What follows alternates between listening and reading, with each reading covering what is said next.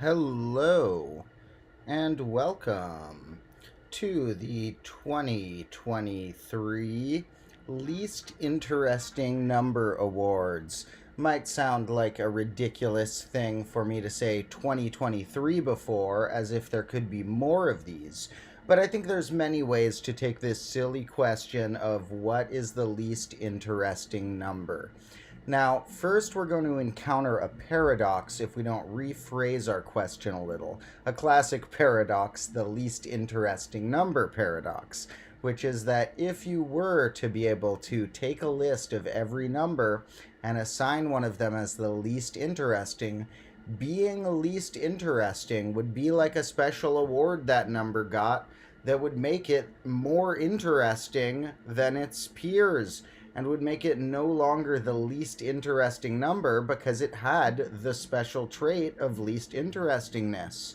So we're going to hit a paradox of multiple sorts. There's the classic one, but there's also just a size-based paradox, which is if we try and categorize any of the numbers we see on screen here, for example, any of the numbers from 1 to 100 as boring, well, even if we're just talking about whole numbers, there's got to be more uninteresting, non-notable numbers that are somewhere in the millions and billions and trillions and beyond. And so all of the small numbers are going to show up more in nature and math and reality and have more cool traits in comparison, at least compared to some random massive number.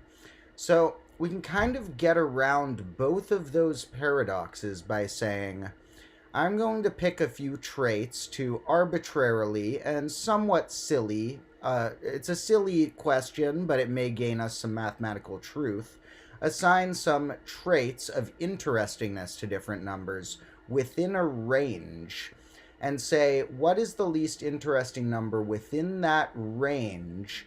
And even if it wins that award of being least interesting in that range, or maybe that's even an award a few numbers will have to share for the time being, that award won't be enough of an interesting factor to outweigh the other traits we have proven the other numbers in the range to have.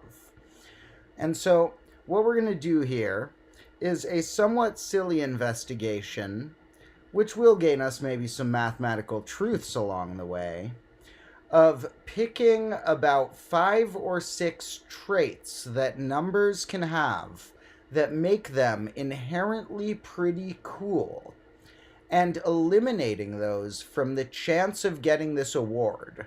The award is something you don't necessarily want to get. The award of being the least interesting number in the range I have chosen for today's award, which is 1 to 100. Now, someday we may try and do enough research to figure out the least interesting 3-digit number. But there's a lot of 3-digit numbers, and for now, even amongst the 1 to 100, in today's investigations, I don't think we're going to be able to isolate the least interesting. So we're hoping to nominate about a dozen or fewer, hopefully only a small handful of these numbers for the least interesting club. And we're going to give the award to whatever, let's say, fewer than 10 or 10 or fewer numbers on this list that do not share any of the interesting traits we're going to go through that many of these small numbers do. Now, of course, you can leave in the comments any traits that you think make a number interesting, and I will be mostly just looking at my screen and at some databases of numbers and such, but I will check the chat once in a while, and I'll certainly check it before we assign the final award. And so you can leave any suggestions for an interesting trait that a number has, which will push it out of getting this award, but will kind of save it from getting the award. The award isn't something you necessarily want as a number, to be within these 10 potentially least interesting numbers. And in future years, if I recur this joke segment, we not only will look at longer stretches of numbers, but we may have different criteria for what makes something interesting. But today I have picked about 5 different specific criteria to start, and our resource for looking through those criteria is going to be this classic site, the Online Encyclopedia of Integer Sequences, the OEIS. I love this site. When I do mathematical investigations on my own, fiddling around with some number sequence to see what it does, I plug in the terms I find into here, and it'll not only tell me whether what I've discovered is something that may not have been discovered yet that I should investigate for that reason, or whether it's something that has been discovered and named and I should study it in that fashion. And it's a magnificent resource. For here, we have one of the earlier sequences they put in, which is the positive integers.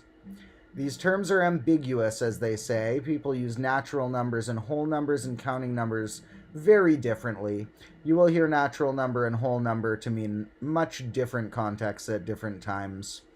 But positive integer is a safe, less ambiguous way of describing these. So, I will note that a lot of people sometimes get annoyed when I just say in a short, for example, this is the only number that does that, or every number does that.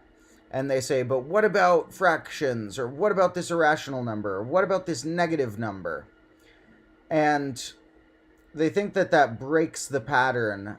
But should I really be spending every single short, spending half the time saying, we are talking about this set of rules of arithmetic only, and we are following all of these rules, and we're contained within this realm, and we are talking about this type of integer, and these properties are our axioms. Sometimes you have to be a little more casual and assume that number in some context means a certain thing. And so sometimes when people don't like number just being used for things like these, because they think negatives and other things come in, it's not much different than if you were like, oh, well, what about if I plug 2i into that? So then the pattern changes. Well, of course, if we introduce complex numbers that are not on the real number line, then not all the typical patterns or sequences will have the same name or definition. But if you are in the right context, then trying to introduce negatives or fractions in the same way can be a little arbitrary. That's just a little tangent about how sometimes I just assume people know I mean positive integer following the typical rules of arithmetic when I say something like whole number. But these terms are ambiguous, so you do have to be careful and double check what everything means, because even the terms that are in quotes technically correct are only technical in a region, in an era, in a field, in a context. And so don't get too addicted to your terminology being the correct one. Always just double check what the author or video maker is trying to explain. The goal is communication. In any case, here we got our positive integers, and the OEIS lists all the integer sequences that are important, so they had to put this one on because it's pretty notable. And in fact, if we were allowing fractions and irrational numbers in our game, then these would all be instantly eliminated from the chance of getting least interesting number. These would all be far more interesting than at least some of the infinite irrational numbers in between these. So we're talking about the integers, and we can't eliminate all of these because we have to say, compared to the first 100, which are the least interesting. And one trait that does make some of these right away more interesting than others is that some of them are prime numbers. Now, prime numbers in the lower range here are going to look pretty frequent. It's going to look like we're kicking off a lot of numbers when we kick off the primes. But it does make sense because as we look up the number line, primes do get further apart and the composites become more and more common, and primes become slightly rarer in comparison to the primes. And although there are an infinite amount of primes, they get more stretched out from each other. And the ways in which they're stretched out is still a mystery in math. But we do know the approximate amount of primes up to a given point. We just don't know exactly how they're distributed. But since the prime numbers do become rarer than the composites, and they are fundamental building blocks as long as you're using a multiplicative structure, the primes are pretty crucial and pretty notable. And here they are, the prime numbers. Now, before we knock anything off of this chart, let's take a peek at what they have to say about prime numbers. We're not going to read all this, don't worry folks. You can read this on your own time. It's very interesting. But we're going to read just a few facts. One way they define it is a number p is prime if it is greater than 1 and has no divisors except 1 and p. Now, that's how it's often described, but you'll hear me use this second definition more often. It's equivalent to say a number is prime if and only if it has exactly 2 positive divisors. This is another example of where the terminology sometimes needs to be skipped to make your content digestible. When I say divisors in my videos or factors, we can assume I mean the positive ones. And they snuck it in quotes just to make sure we knew we're just talking about the positive ones. But someone very nitpicky could say that, nope, numbers also have their negative divisors. And depending on the context, the word factor might be assumed to auto-imply the positive part, or it might be assumed to include the negative ones. So, gotta go for the author's intention. But it is true that we're only talking about positive ones whenever we say it is exactly 2. We could do a different definition if we included the negative ones and say I believe that it would only have exactly 4 positive divisors, because it would have the negatives of those. A prime has exactly 1 proper positive divisor, a proper divisor being a factor that's not the number itself. And there's a number of other things here. However, primes are a little harder to have some formula that generates than something else like, say, the triangular numbers or other sequences we may see not long from now. The primes aren't going to have as many of a different thing that the OEIS is awesome for, which is just alternate, really simple descriptions of what it means to be that thing. And this is an example. If we look into the deeper ones, they have it a little trickier for primes, but like a number is prime if and only if it's different from 0 and different from a unit, and each multiple of it decomposes into factors such that n divides at least one of the factors. So a very different way of defining it.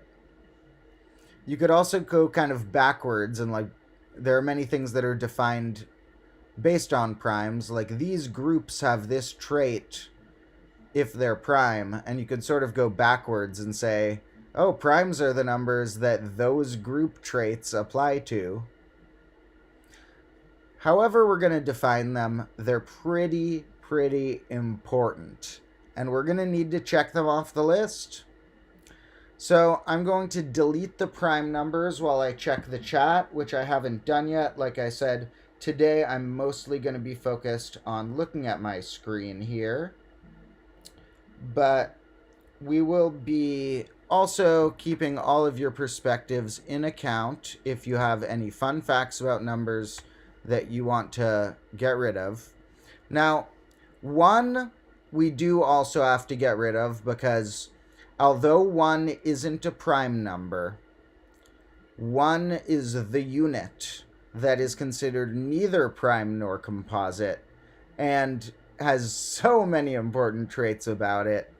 In fact, I used to think 0 was by far the most important number. But I'm growing to think that 1 is almost as important as 0. So 1 is definitely too important to get the least important numbers award. And first we are just removing the primes. Thank you all for joining me here today. I can't believe that we have 90 million of them here. Oh, it's that Combo Class Bonus 2 guy is in here. Oh wait, I want to talk to the Combo Class Bonus 2 guy. I looked at that channel. I'm really confused.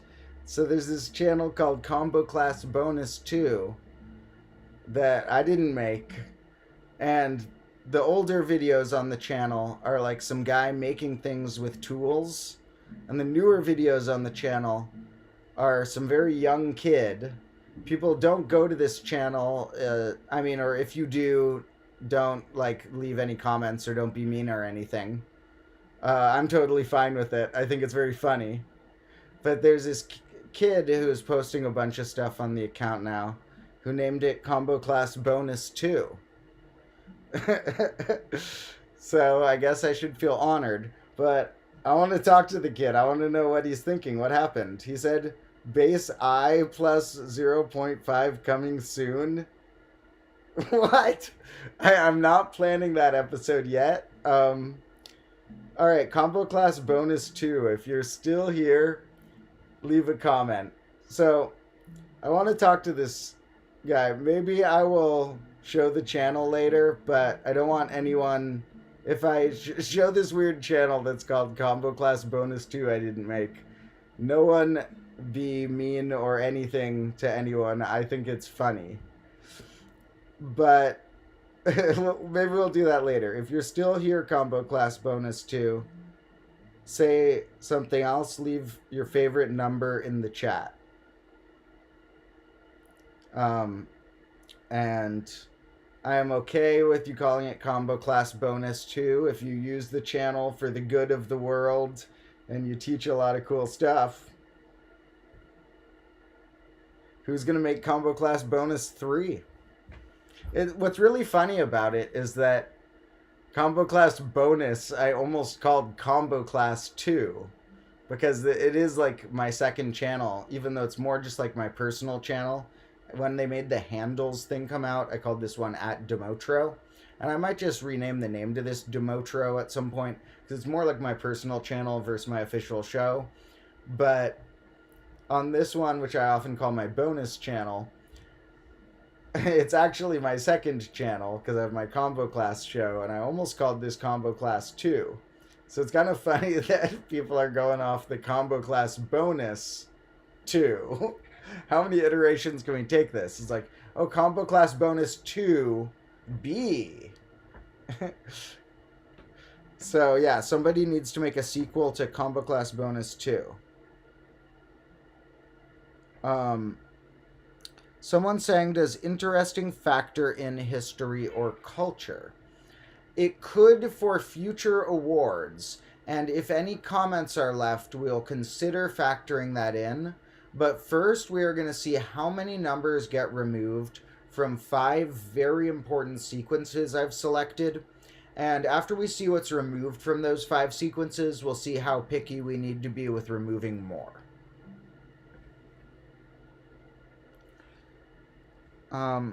Someone's wondering, how did mathematicians discover huge prime numbers? Well, the biggest primes we've discovered are these ones known as Mersenne primes that happen to live 1 under a power of 2. And what that actually means is that in binary, they are hyper 11s. The numbers that I call that are written like 1, 1, 1, 1, 1, 1, 1, 1, 1. Like in binary, 1, 1, 1 means 4 plus 2 plus 1 and is the number 7 and is a Mersenne prime, a prime 1 less than this power of 2. And it turns out those are easier to check for some factoring things. And so of the biggest primes we've found, most of them are of that variety. And we get a 1-to-1 correlation with those and what are known as perfect numbers. For each Mersenne prime, there's this little formula that connects it to a perfect number and vice versa. And you can learn about that on the main channel in my episodes called 13 Mysterious Types of Numbers with Strange Names, and the sequel to that a few episodes later about hyper 11s. And perfect numbers were something I was going to include on one of my selectors for importance, to remove numbers if they were perfect from having the chance of getting the least important award. But I remembered every perfect number is triangular, and spoiler alert, we're going to be removing the triangular numbers. So we're already going to get the perfects through that. Similarly, I was going to include the factorials, but in this stretch of numbers, the factorials also lines up with a different sequence we're including. Someone's asking, are twin primes infinite? That is one of the open questions in math, actually, which is very interesting to me. One of the first main channel episodes was about 3 questions about prime numbers, and I found it very interesting and perplexing how the first question is, are there infinite prime numbers? And I was able to prove it very quickly using a classic method that Euclid was able to use many, many years ago. And after you prove there's infinite primes, the next question is, can the primes be basically what you'd consider infinitely far apart of gaps, but the term used is arbitrarily large? Can primes have arbitrarily large gaps? Meaning, like, do primes have gaps bigger than 1 billion at some point? Do they have gaps bigger than 1 trillion at some point? Do they have an arbitrarily large gap at any point? Whatever number you pick, is there bigger than that gap somewhere on the line? And I was able to prove that with classic techniques that many have used. And the third question is, do they come next to each other an infinite amount of times? And I was unable to prove that because nobody's been able to prove that. However, it's not only one of the questions that I find very interesting and dear to my heart, and like I would love to see that solved. It is actually one that has had progress in the last decade. They have gone from not knowing I don't know exactly about a decade, but let's say 20 years ago, they didn't know whether primes even were close again. If you scroll out to a super far point on the number line, not only if there would be twin primes that are 2 apart from each other infinitely many times, but are there even primes like within 1 million of each other, or do they just become these mini islands hops apart? And they actually proved that it started off with something like 7 million, I think. I don't know the exact number. It's in my episode about primes on the main channel. But it was some amount of, like 70 million maybe. Let's look this up.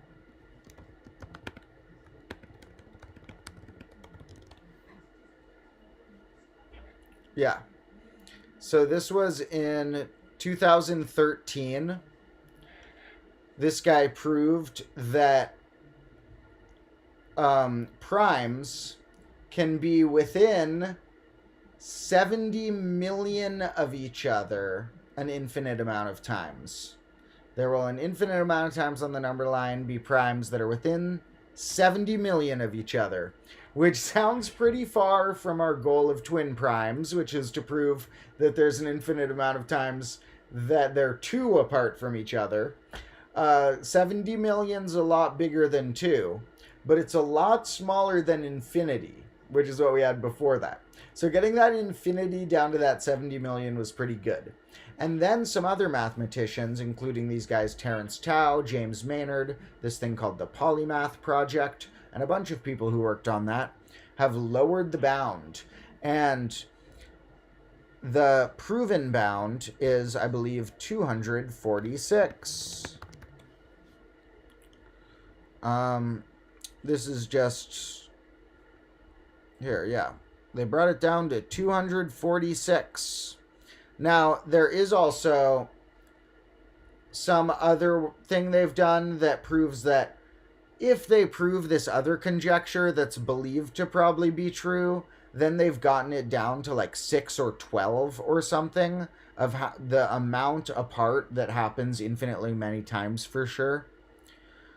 But the fully proven amount, from what I've read, is 246. We know infinitely many times primes will occur within that amount of each other. So, if not twin primes, they're at least familial. They're, distant cousin. I'm not going to say cousin primes because that's actually a term for one of them. But they are some distant relative of prime. They still come close to each other. But where the primes land in what constellations is still an open question. So, that's very interesting. Thank you all for the comments. And I'm going to continue deleting the primes, and then we're going to move on to our next sequence.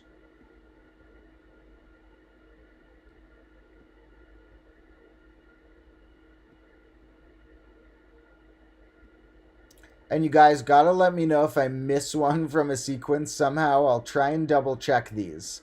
But let me know if for some reason I missed something from one of these sequences, because we don't want to accidentally give an interesting number the uninteresting number award.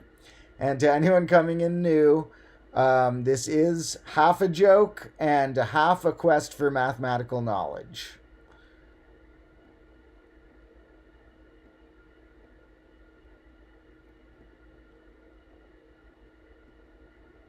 Now, after we delete these primes, we got to think about what else is a fundamental trait about numbers. Now, although the factorials will show up again in a future sequence, let's pretend we were looking at the factorials because they'll lead into our next one. Factorials are when you multiply 1 times 2, 1 times 2 times 3, and etc. And those are very fundamental. They show up in permutations and equations and all sorts of things. And so factorials would probably get kicked off right away. 1, 2, 6, and 24 are the ones in this range. And the factorials, although they hop really quick, so not that many are going to get covered by them, are kind of similar to another type of number called the triangular numbers, where instead of multiplying the first n numbers together, you add them. And they're called triangular because they look like a little triangle. They look like these triangles, So, triangular numbers like these are very interesting. They also show up in a lot of equations, and I think they're quite magnificent because if you take field of the number, if you take this sequence, look at this one. If you take this sequence, the all ones sequence, which we've gone through in a stream before, it's pretty comical how many ways they can describe what this is. It's like, no, I didn't just write a list of ones. This was the number of ways of writing each number as a sum of distinct powers of 2. It just happens to be that.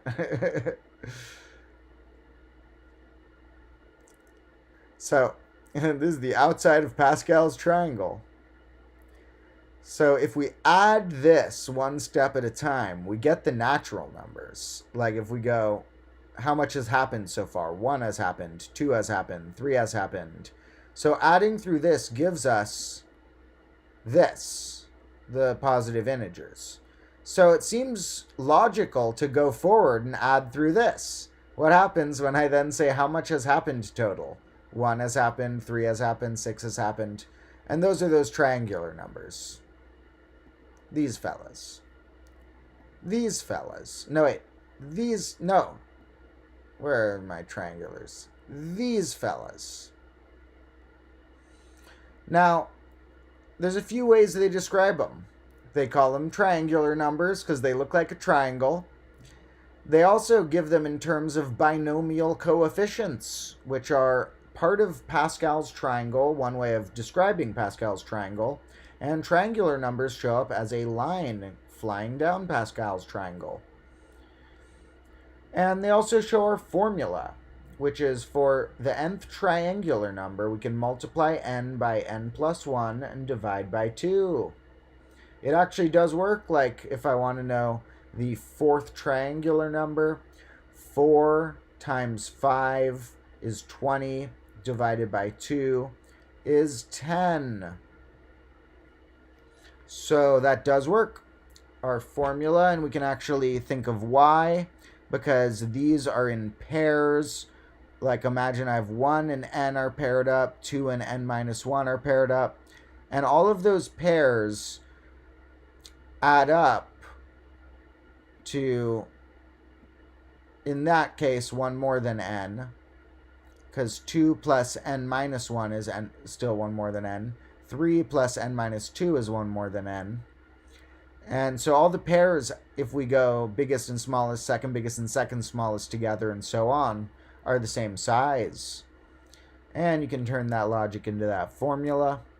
We're going to do a bunch of episodes about these at some point, because triangular numbers are this family of numbers called figurate numbers, and within the figurate numbers, there's a type called polygonal numbers, and within the polygonal numbers, one of them is triangular numbers. And they're very interesting because there are many ways we can take them. We can extend them to what's called tetrahedral numbers, I'll talk about in a bit. Or we could say they're the step before square numbers, which they are in certain ways. So triangular numbers are going to show up in some cool episodes in grade -2, as well as other polygonal number facts, and other types of figurate number that are numbers kind of like these dots that can be made by dots or balls or things like that in a shape, and the number represents how many of a thing it took to make the shape. In any case, because triangular numbers are so important and cool, and in fact they're a special friend of Combo Class, and I have an extra soft spot for these triangular numbers, and they're one of the special combo-like recurrences. I don't know if it's intentional or not, but I end up seeing a lot of triangular numbers in my research and in the episodes I want to make. I end up seeing a lot of hyper 11s. I end up seeing a lot of 3-even numbers. And maybe it's slightly that I'm seeking out patterns that these things have, or slightly that they're just fundamental things. So triangular numbers gotta go. We're gonna have to remove them from the chance of being the least interestings.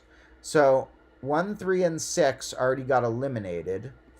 10 is gonna go. 15, 21, 28, 36, 45, 55, 66, 78, 91. Now, if we ever do a more official version of seeing not which are the most interesting or least interesting, but looking at patterns of what sectors get carved out when we follow something, like where did the primes cut out from here? Only in the first row or in the 1s, 3s, 7s, or 9s column? Where did the triangular numbers cut out? There are patterns. But there are cooler patterns if we looked at it in a different mod. If I had stacked them in 6 columns. That wouldn't have been as visually easy to digest for you folks, so I did it a more typical way. But we would have seen clearer lines and stuff cut out if we had been working in, say, 6 columns representing base 6. Now, in fact, I have this number dictionary, and there's a different number dictionary I do recommend. I recommend the one with the red cover that's called Penguin something. My copy got all wet from the rain. I need to order a new one too. But there's a good number dictionary. It's not this one. This one's like a good maybe joke gift, but I didn't know to expect it. I just bought this on Amazon as a cheap used book, expecting another number dictionary. And expecting, like my other number dictionary, that it would contain reasons for certain numbers being included. That it would have certain numbers in a range and pick the important numbers and by someone's personalized subjective standards and some equations to verify why those were cool numbers. But no, it's just the numbers.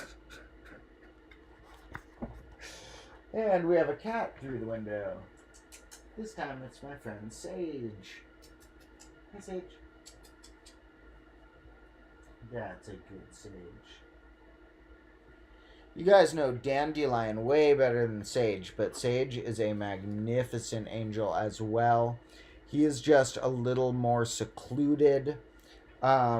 He doesn't necessarily... It takes a while to warm up to strangers, and he's so smart that he might be able to tell I'm talking to strangers when I stream. Oh, but there's another cat. Dandelion showed up too. The cats are everywhere. They're all flying in my window. Okay. I think Sage wants to go out here, but Dandy will probably stay.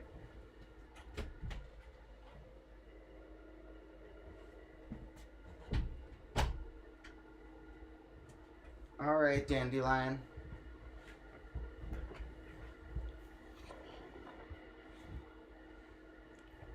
Can you guys see Dandelion? Dandy. That's a good Dandelion. He's such an angel. So, this number dictionary, don't know what the heck I'm going to do with that, but I actually do know what I'm going to do with it is whatever relates to mod 8. Because although it doesn't start in the correct fashion, I can imagine it as an irregularly started mod 8 table because it's in 8 columns. So, for example, if I looked at where the primes could land, they couldn't land in the even assigned columns. So, primes would only cut out certain lines. Squares would only cut out the quadratic residues in mod 8. So I'll find a use for that number dictionary. But for now, I decided to write them on here because that number dictionary, the only useful thing I'm going to have out of it is going to be trying to look for patterns that mostly show up on the first page.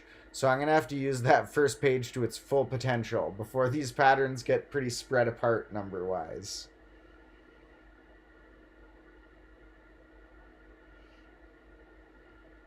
Okay, so one moment, got distracted by the cats and now I'm reading the comments.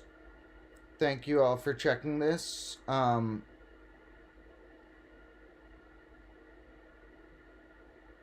someone's wondering what's past that. What's past tetrahedral numbers and so on? Well, you can go further. You can go upward to what are known as the simplex numbers, because those shapes of like the tetrahedron and then the next version of that, which one nickname that I like for it is the pentachoron, which that's an underrated name. It's sort of like the next level tetrahedron. A very underrated shape because the tesseract or hypercube are both nicknames for this 4D cube shape.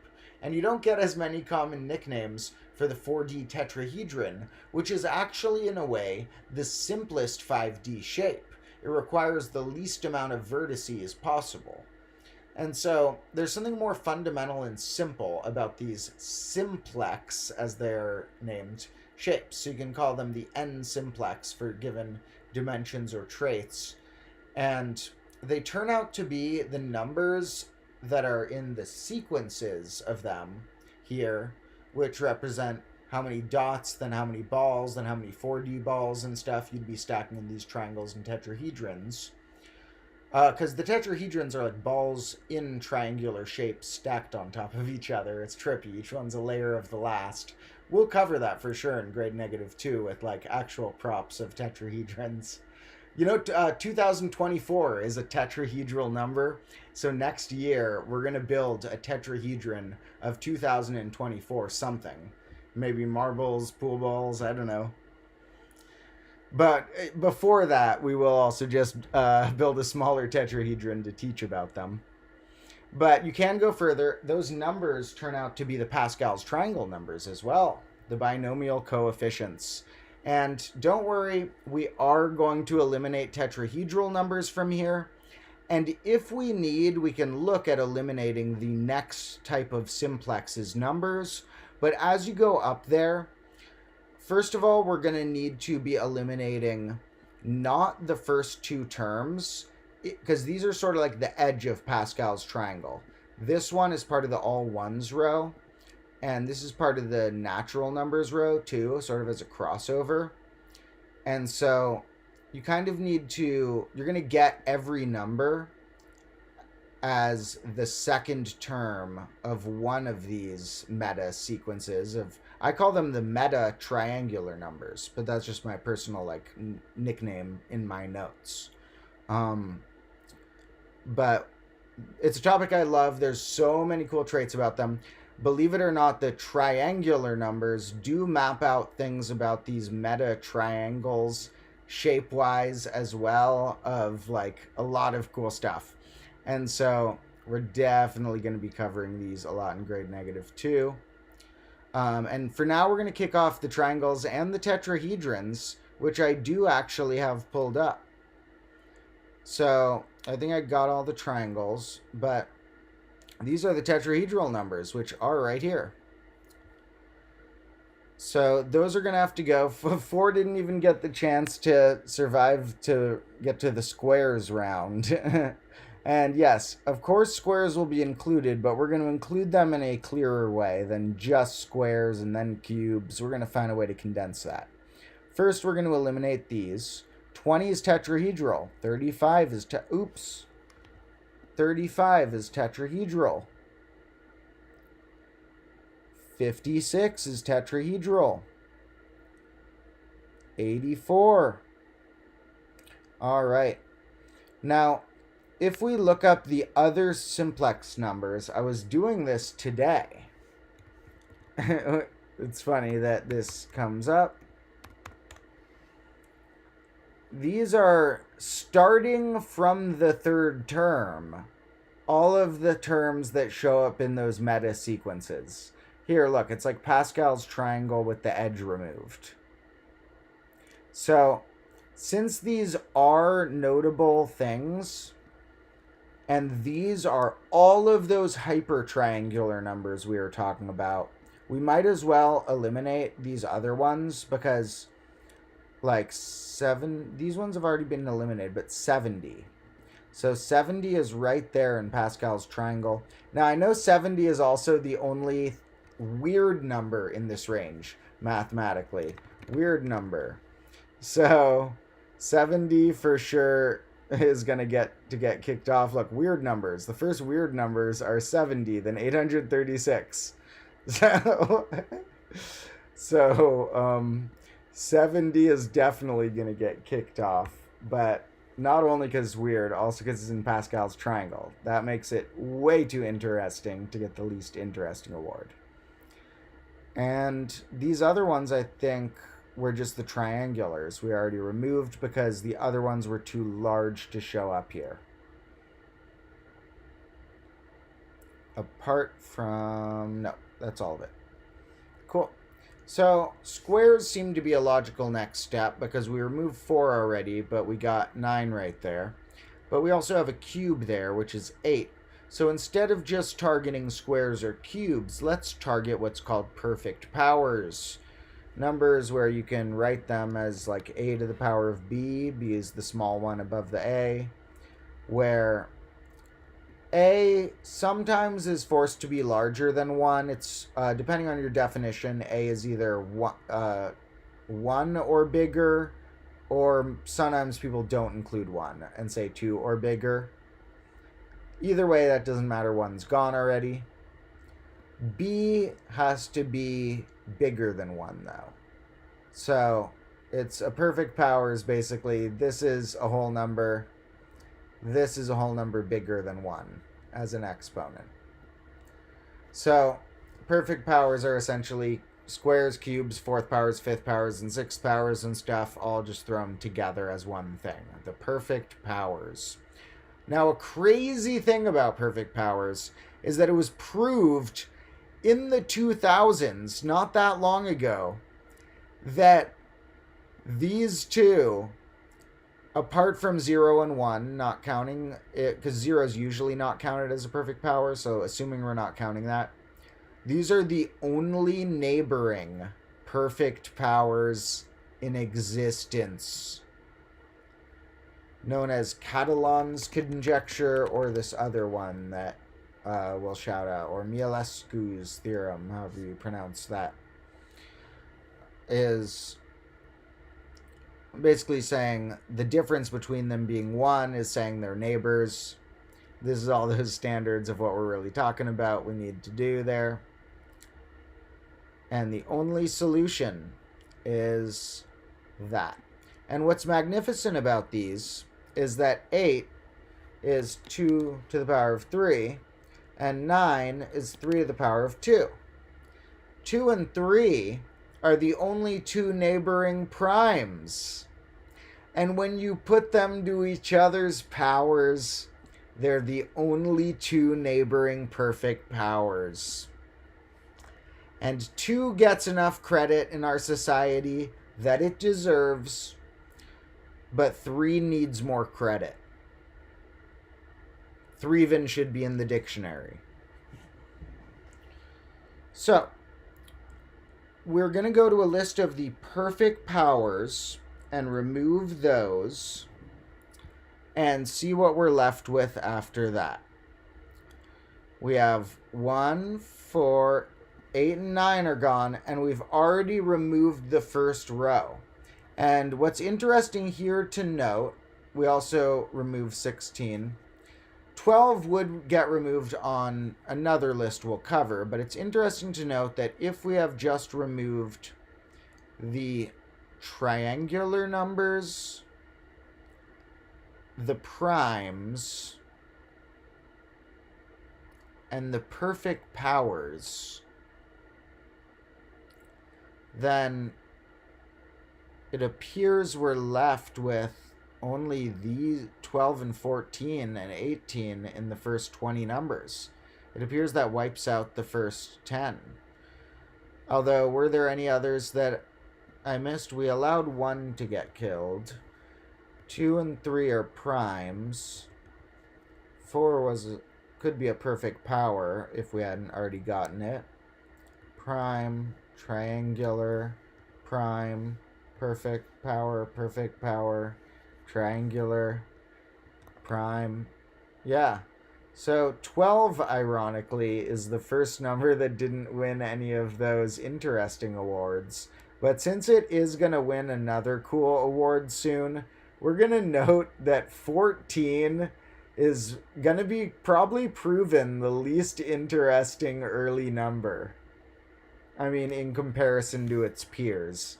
I was suspecting that because I think 7 is the least interesting one-digit number.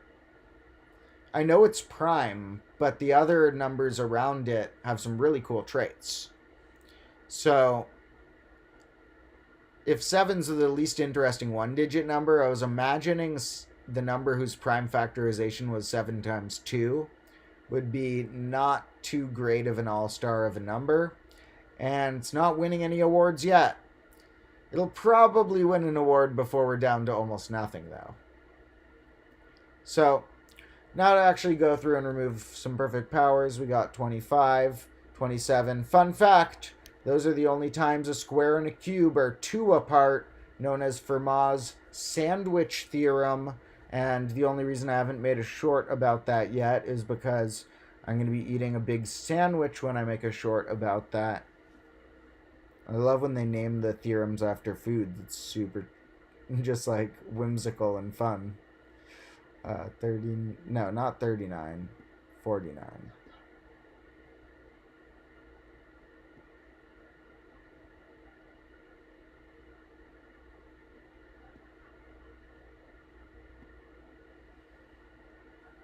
All right, so basically just got the squares and 27 and 8 because the other cubes and other stuff were too big to fit. And 32, I guess, is also not a square. So we're left with a lot here still. And there's more lists that we're going to have to remove from, but one of the most crucial is going to be super divisible numbers. And one of the easiest ways to measure super divisible numbers are something called highly composite numbers. Numbers that have more divisors or factors than any previous number or any smaller number. So 12 being on this list does get proven too interesting to be in the uninteresting club. And 48. And 60. And that's all. We still have a lot of numbers here. Now, we're going to have to look through a few more sequences to see what are things here that can get checked off in slightly more bulk before we can investigate every single number. And those were the only ones I had set up originally. But I can think of plenty more interesting sequences. And they actually have some good lists. Funny enough, there's a good list on Wikipedia of the integer sequences of the OEIS. It's like through Wikipedia, but they tell you where the OEIS is over there too. Now, it's hard to say which of these are traits that we would say make a number important enough to win one of these games. But we're just going to have to pick a few for now. And some of the ones that we're going to say are going to be called interesting for today for the 2023 awards of least interesting number are going to be partition numbers are going to be called interesting. We've covered those. It's how many ways you can build a number with addition. And they're very mysterious. We haven't covered the full depth of their weird connection to pentagonal numbers and stuff. The Fibonacci numbers will also be considered notable.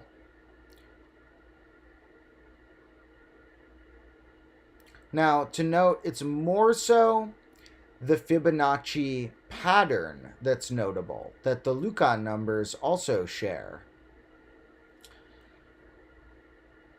But the Fibonacci, and by pattern I mean that each term is made from the sum of the previous two. That pattern makes any starting numbers end up converging to a growth rate of the golden ratio and other traits that the Fibonacci numbers have. However, the Fibonacci numbers are a pretty fundamental start to the pattern, because they are what you get if you start that pattern either with 1, 2, 1, 1, or 0, 1.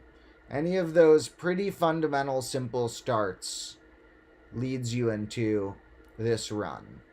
So we're going to consider this run that it does get you the Fibonacci numbers, which do have some interesting traits, as notable enough. Now, some of these numbers are so special that they're too rare to show up here, like Fermat numbers are quite rare, and perfect numbers are a much rarer subset of the triangular numbers. Now, if we need, we could go to the ones with fun nicknames as well. And that would be the ones like these. Like, for example, the untouchable numbers. And since the untouchable numbers are pretty interesting and showed up in an episode, we'll call those interesting. And weird numbers we would call interesting, but 70 was the only member of that.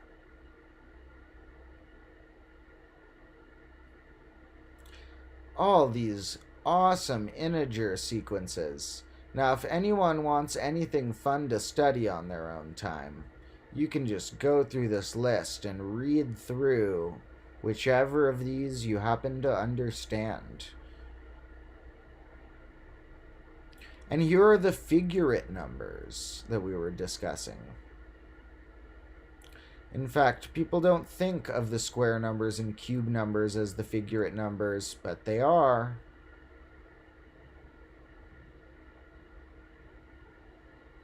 All right. So, a lot of these are types of primes, so they're going to already have gone when we did the prime hunt. And I'm not as interested in the base-dependent ones. Although, a lot of these base-dependent traits can be spun into thoughts about what it means to be a number, and how whatever trait they have in our base relates to things that could happen in other bases, like what does it mean to be a hyper 11 in a different base, or things like that. For example, in my palindromic numbers episode, I did go into what does it mean to be palindromic in a different base, or which numbers or which properties about palindromicness in numbers are universal across bases. And we're going to go further down that rabbit hole in the next main channel episode about pan-digital numbers. Numbers that contain all the digits. And they're actually describing it not correctly here. They're saying that appears exactly once. But we're going to need to say an extra term in front of pan-digital if we're restricting it in that way. Typically, pan-digital will mean at least once. So, pan-digital numbers, numbers that contain all the digits at least once, are the theme of the next main channel episode, and it's a really interesting rabbit hole. I've filmed the first portion of the episode, but I'm taking a few days to film it, like I'm going to be doing for the rest of the main channel episodes. I'm taking a little more time with them. They'll be like 20-minute, or some could even be longer, episodes that will be like 10 days apart on some very cool concepts. So it'll probably be in a little under a week that we will have, and maybe even a bit sooner than that, have our pan-digital number out. Our pan-digital number episode out. So, the rest of these, though, on the list are pretty base-dependent, because they're just making the list that refers to our base, rather than delving super deep into the concept. So we're going to have to see what these are able to remove. What are our weird partition numbers?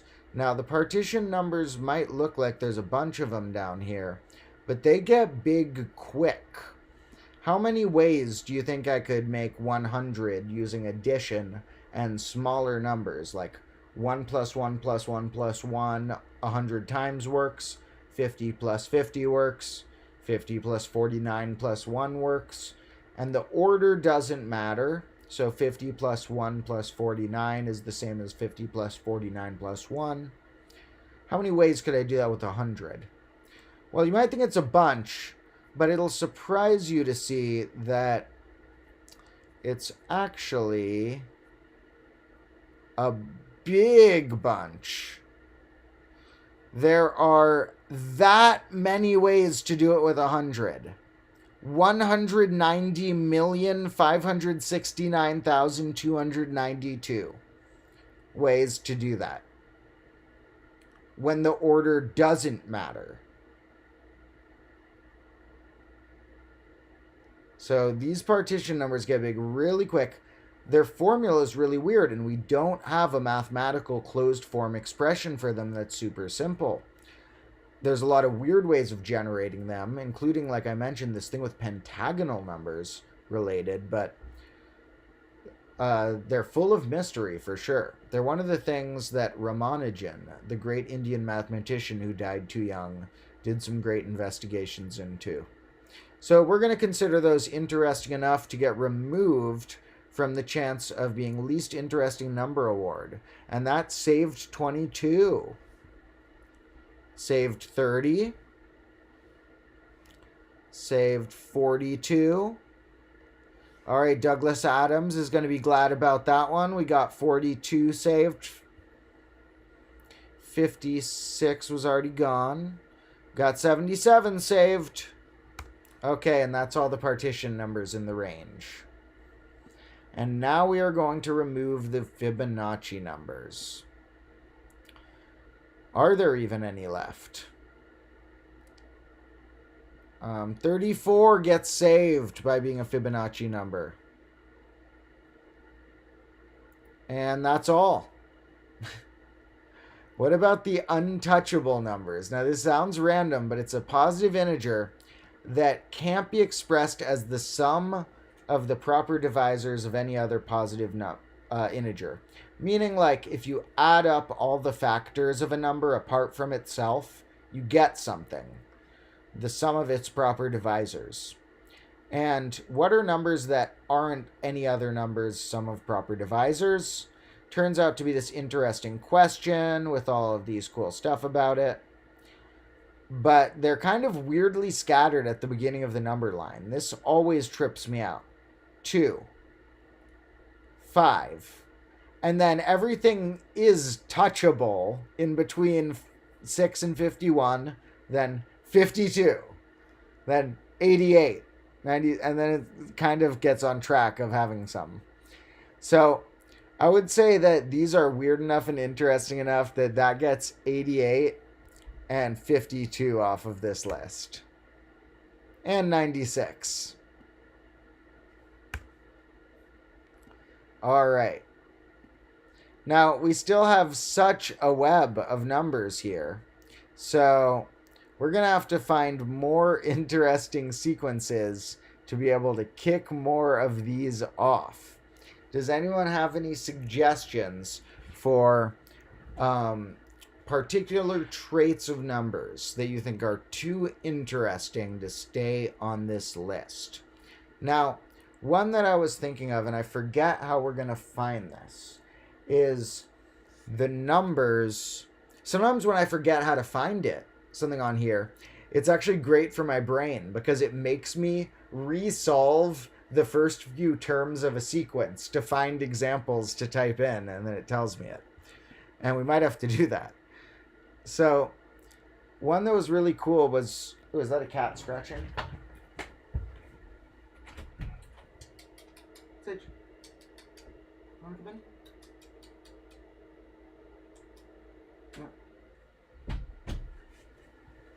He doesn't want to come in, probably because Dandelion's already in, even though they're like hanging out. He's just doing his own thing right now. But Dandelion's still back there, being a nice boy. So, we're going to need more traits to remove from this, and one that could be interesting is there's which numbers are a hyper-11 composed of at least 3 digits, so it's not trivial, of 111 or more ones are their only digits in some base or another. Not just in our base, but in some base or another. And the way I'm going to have to try and search that is, let's see if I can just search OEIS rep units, 3 digits, base.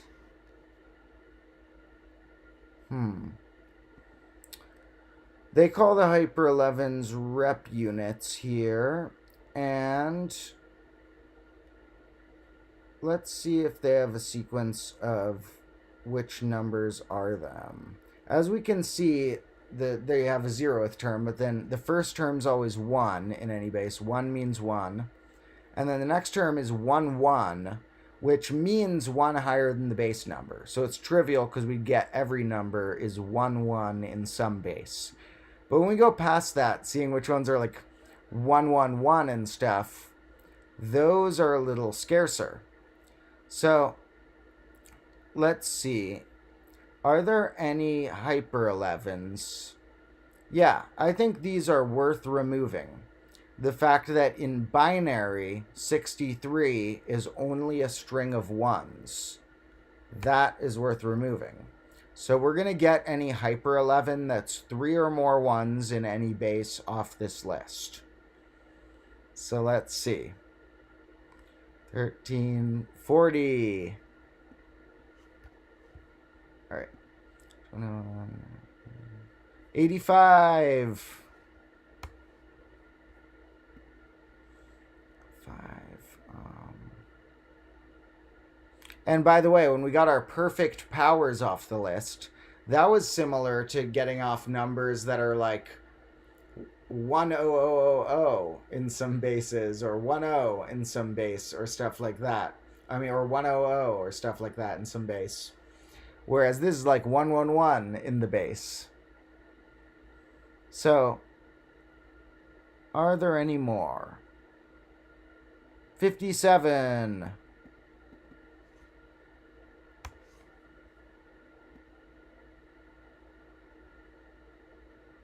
Nope. So those are the only hyper 11s in this range that were written 111 in some base. Our base didn't even fit because 111 isn't in that range. So we still have a huge amount of numbers, and we're going to need to find a few more sequences to be able to limit these down. Now, going back to some of these classic ones up here.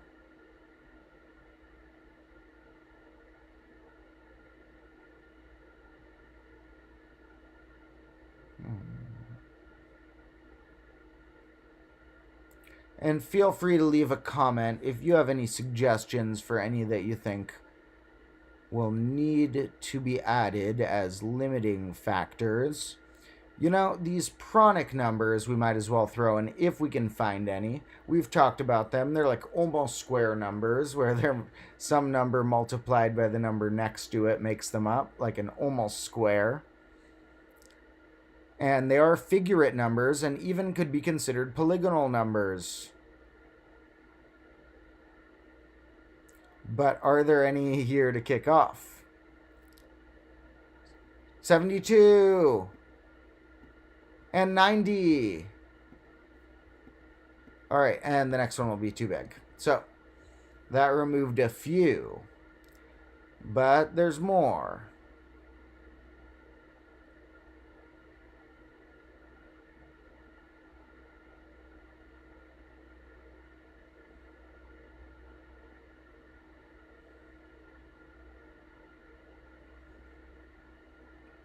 Now, with the amount of limiting factors I chose, there's a chance I chose too big of a range. We can also imagine what would have happened if I had applied these same limiting factors and only set up till 50 or something. These would be the least interesting numbers in that range. So based on the factors so far, we can look at certain ranges and see, like, it looks like 14 and weirdly 18, which I think 18 does have some interesting traits we could find, but it seems like 14 and 18 were, based on those traits, the less interesting numbers in that range. Looks like 26 isn't super interesting. That's funny. And you can kind of guess it. It's twice 13, a kind of random prime.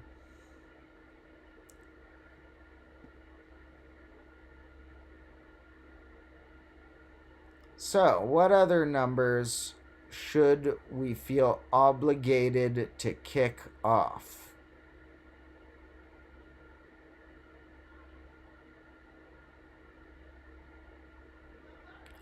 A lot of the ones keep showing up. Some of the same numbers are so popular that they keep getting new awards, but they're already missing.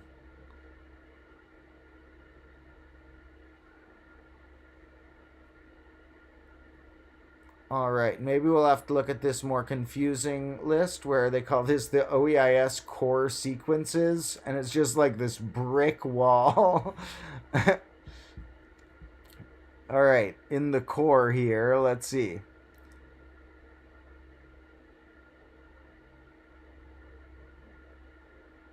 The lazy caterers sequence is kind of nice. Maybe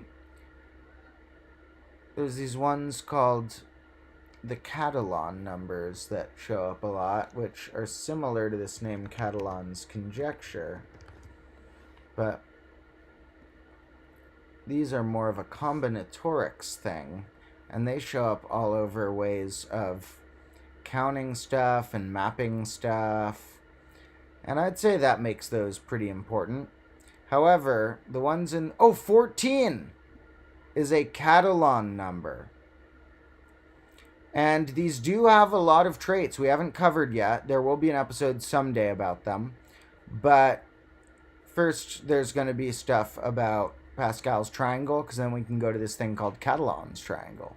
But 14 here, I'd say we get to remove, because it is notable enough by being that relatively important graph theory aspect. So,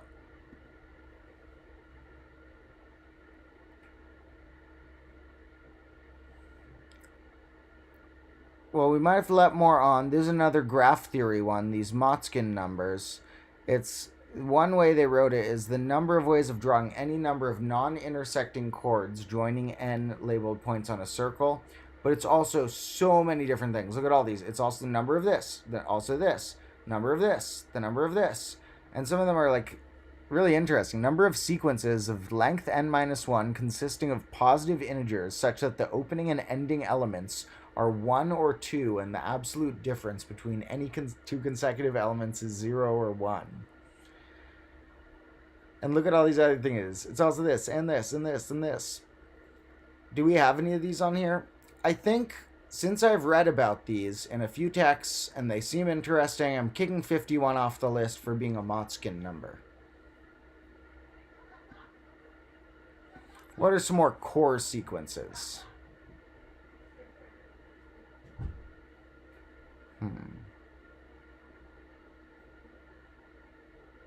What about the double factorials? These ones, none of them showed up here. Alright. The primorials are already gone.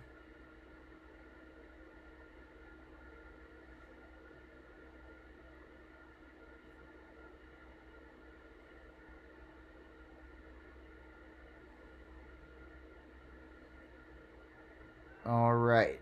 A lot of these are already gone.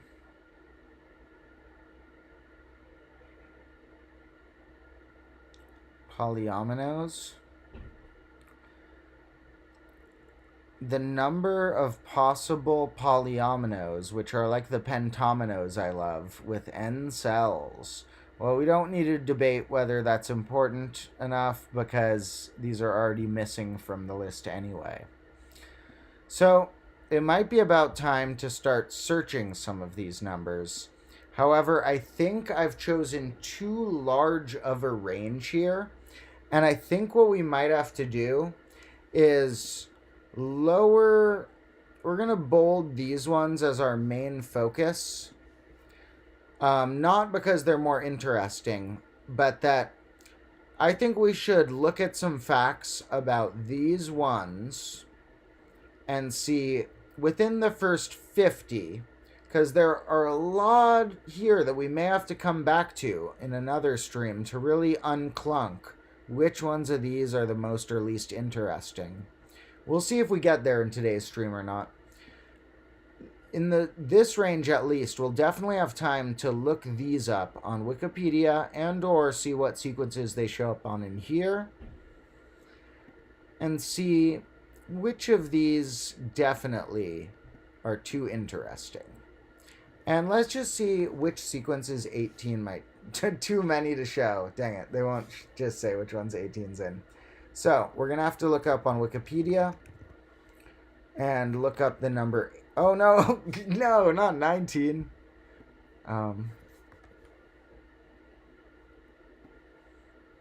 So.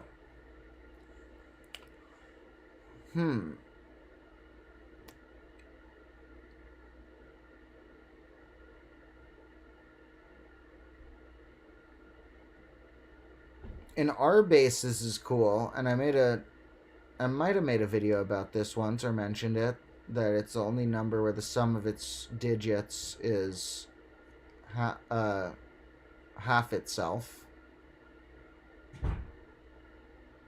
I wonder how to find number, because this was another graph theory-like thing. Now, these look pretty rare.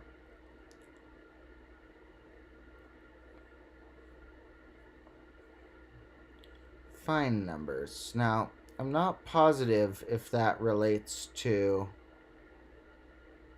it working. I like 18 because it's a good little mix of 3s and 2s. It is 3 smooth. But, it's a number of one-sided pentominoes, whereas earlier we were looking at ones that were able to flip and be the same as others.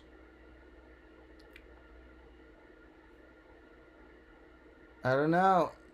18 hasn't been proven quite interesting enough yet. We'll go to other websites that have facts about numbers too, maybe. But I don't know if that gets 18 off the hook yet. Let's look more into what these find numbers are.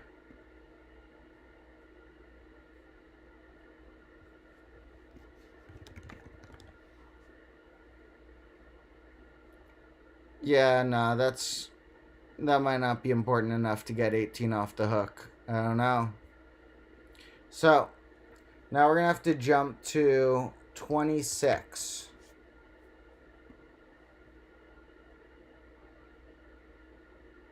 Oh, yeah, 26 is the only number. Remember how I said that 25 and 27 are the only square and the only cube that are 2 apart?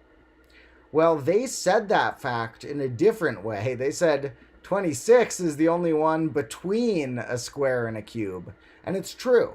Apart from 0 being between -1 and 1, if you include that, 26 is the only whole number, or the only natural number or whatever, which some people would say, these terms exclude 0 and -1 anyway. But 26 is the only natural number between a square and a cube. And that makes it interesting. That is weird that 18 is staying there. I didn't know it was such a boring number. It's not necessarily boring. It's better than a lot of other numbers. It's 3-even, it's even. But, wow, we're going to have to find some more interesting stuff. Someone find me some interesting facts about 18 to get 18 off the hook here. All right. So, let's see what else we got in our comments here. Someone mentioned derangement numbers. Yeah, we can allow the derangement numbers. The derangement numbers are similar. I must have missed those on one of those lists. Are similar to like how factorials are permutations, are the ways of rearranging items. Derangements are, they say, the amount of permutations with no fixed point is how they describe it. And basically, yeah. 44, that does make it interesting enough. 44 is deranged for that reason. So, yeah. Any other suggestions for what type of numbers we should kick off? For now, we're going to have to just look up 33 here on Wikipedia and see. Got anything interesting going, 33? The largest positive integer that can't be expressed as a sum of different triangular numbers. That's weird. They're phrasing that strangely here because any number can be expressed as a sum of triangular numbers, but they must mean that, like, they have to be different. Like, no one, like, distinct from each other, maybe. The sum of the first 4 factorials. It's kind of interesting.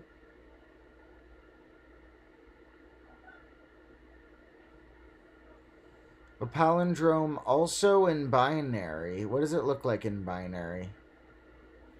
Oh, it looks like that in binary. 1 0 0 0 0 0 1. That's kind of neat. The smallest integer such that it and the next 2 integers all have the same number of divisors. 3 in a row that have 4 divisors, I guess.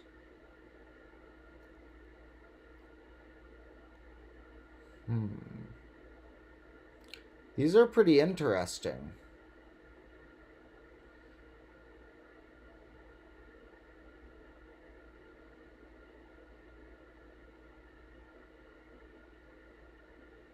Yeah, I don't know. 33 seems to have some kind of cool traits.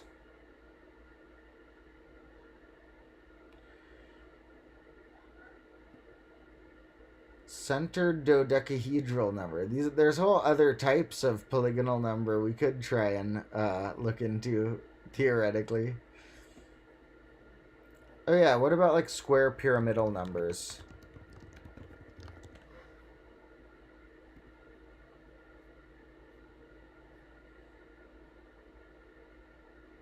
These are already off.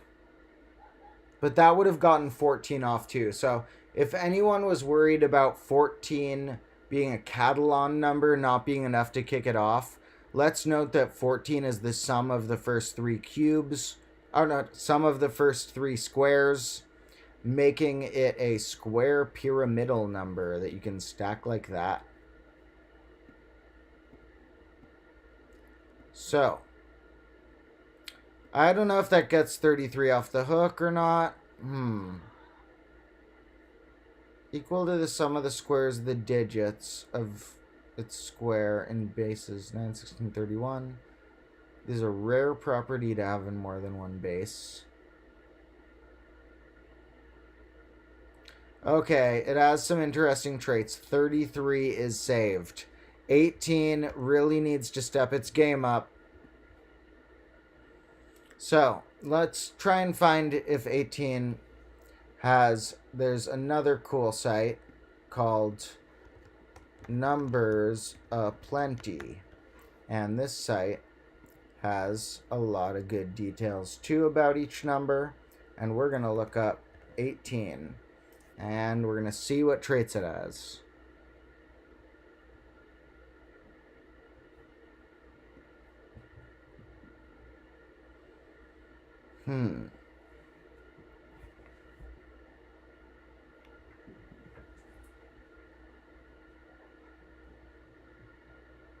None of these sound that important.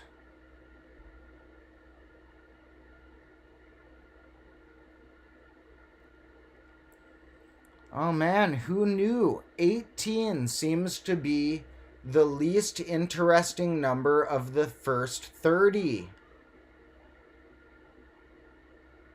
So that's pretty wild. Okay, let's see what's up with 38.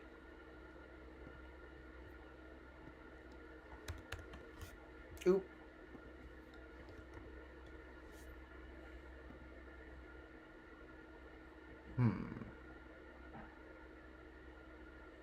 What about these non-totient? These are numbers that no number has, oh, no, all odd numbers are them. So, yeah, there's too many that are that.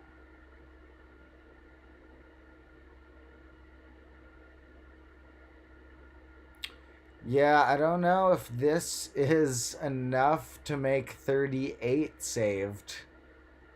38 still seems like, while these seem like cool, you can come up with traits like this for any number. And I don't know if this is quite enough.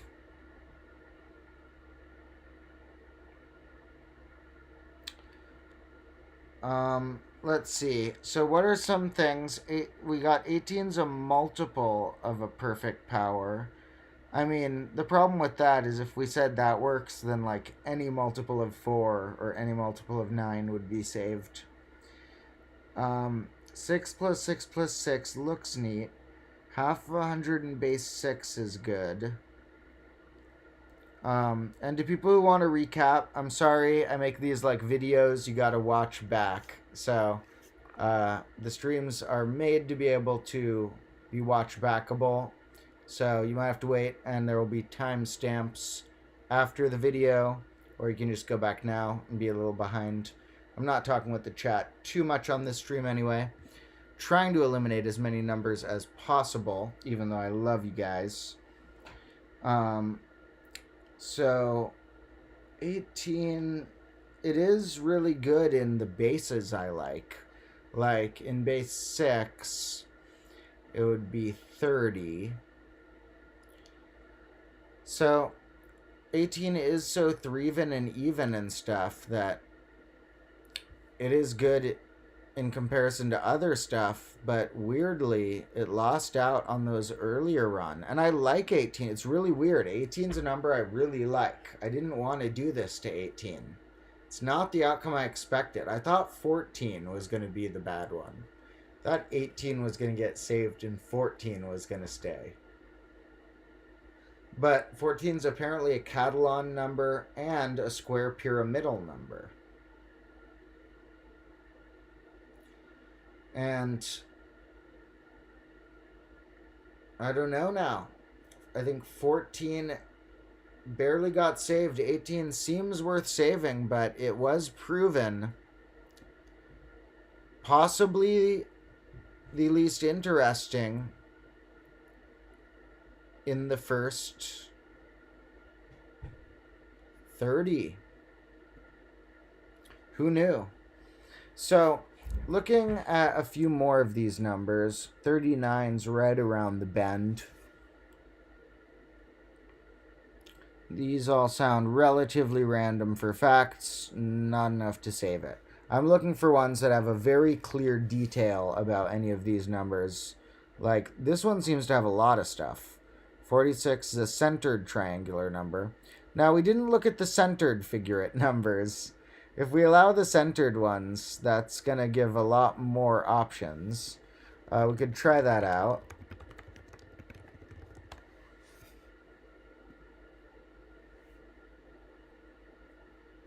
$36 would be.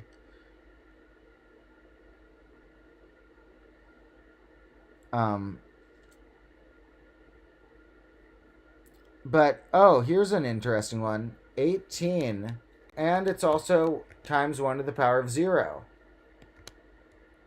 Which you don't put in your prime factorization, but technically it is still.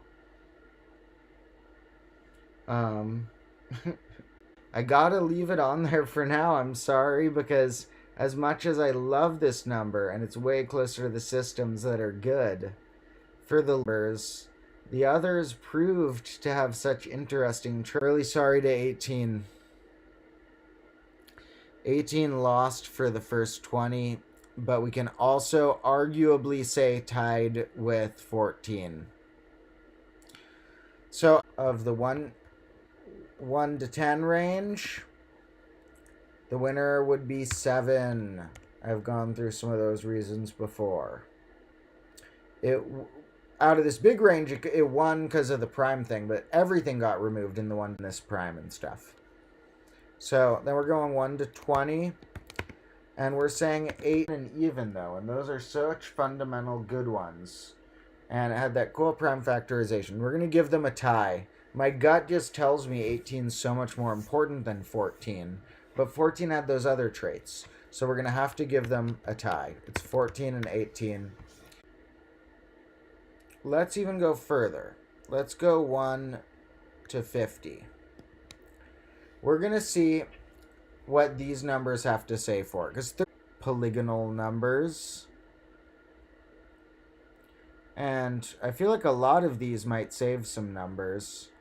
We can see that in this row, the second amount of each polygonal number, every number. Let's see. Yeah, some of these are going to get saved if we include weird things like pentadecagonal pentadecagonal numbers. I don't know if we can count that far. Let's say, what if we were including up through hexagonal numbers? Does that save anybody? And squares already got saved. 92 is going to get saved by being a pentagon.